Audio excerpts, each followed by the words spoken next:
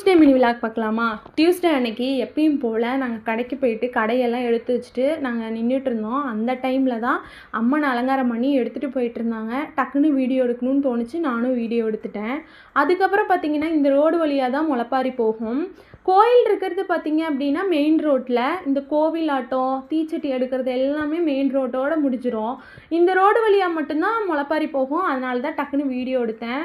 எங்களால் முளைப்பாரியை மட்டும்தானே பார்க்க முடியும். அது மட்டும் இல்லாமல் போன வருஷம் பார்த்திங்க அப்படின்னா இந்த கலர் பேப்பரெல்லாம் வெடித்து ரோடு ஃபுல்லாக கலர் பேப்பர் பார்க்கவே அழகாக இருந்துச்சு.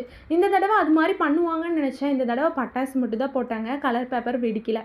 அது மட்டும் இல்லாமல் நேற்று ஒரு சம்பவமே நடந்துச்சு. என்ன அப்படின்னா, நாள் வந்துட்டு என்னோடய ஐஸ்கிரீம் ஸ்டாலில் கரண்ட் சப்ளை கம்மியாக கிடச்சி மிஷின் ஆன் ஆகலை.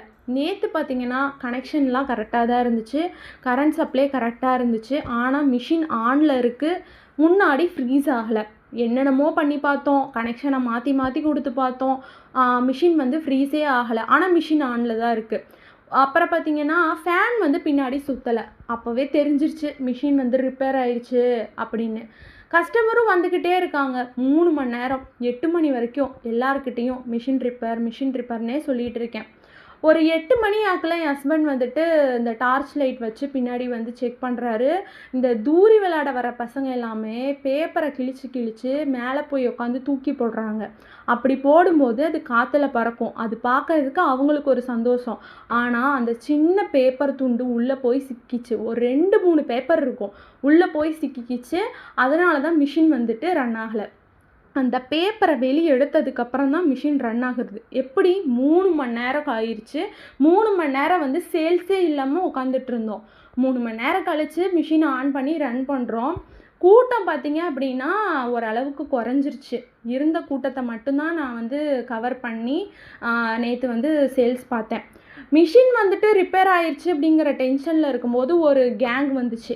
என்னென்னா, மோடி அரசை வந்துட்டு பதவியை விட்டு விலக சொல்லி இவங்க கண்டன ஆர்ப்பாட்டம் நடத்துகிறாங்களாம். அந்த கண்டன ஆர்ப்பாட்டத்துக்கு திரள் நிதி வந்துட்டு கலெக்ட் பண்ணுறாங்களாம். கடைக்கு வந்துட்டு காசு கேட்டாங்க.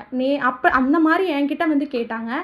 அப்போ வந்துட்டு நான் சொன்னேன், அவர் ஆட்சியில் இருந்தால் எனக்கு என்ன, இல்லாட்டி எனக்கு என்ன, நான் எதுக்கு காசு கொடுக்கணும் அப்படின்னு.